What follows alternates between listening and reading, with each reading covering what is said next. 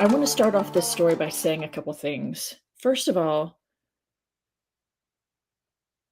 there is no way to redeem this story, in my opinion. What I mean is the premise that God would ask a person to go kill their child, that doesn't belong in religion. That doesn't belong anywhere in religion, in my opinion. That you would go strap your child down and place him, her, them on a pile of wood, kindling, and slit their throat and then set them on fire. Not okay with that in any way, shape, or form. I don't care that God produced a lamb to replace Isaac on that altar. I don't care. It is stunningly abusive. It's awful. It's an awful thing for someone to think that their God is testing them with. Stay far, far away from that God that would test people's faithfulness to them in that kind of a way. Far, far away. Okay? Just no room for that. I'm not a parent. I've never brought a child into the world. I've helped others parent their children or supported others as they parent children. I absolutely adore my nephews.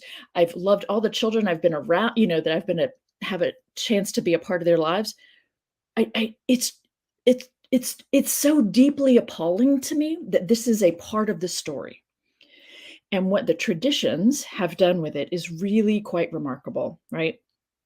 The Muslim tradition, so Islam has said that it's not Isaac, but it's Ishmael, whom Abraham sacrificed.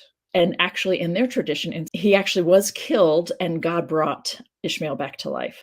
And then the Christian tradition has done this really stunning thing with this story, and they've set this story in chapter 22 in contrast to Genesis 12, where Abraham is being decried as being ill of faith.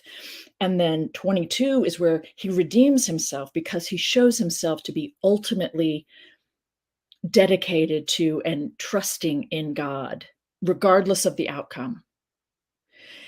And so Abraham is held up as this father of great righteousness and trust, the father of the whole tradition, Abraham as a man of great faith.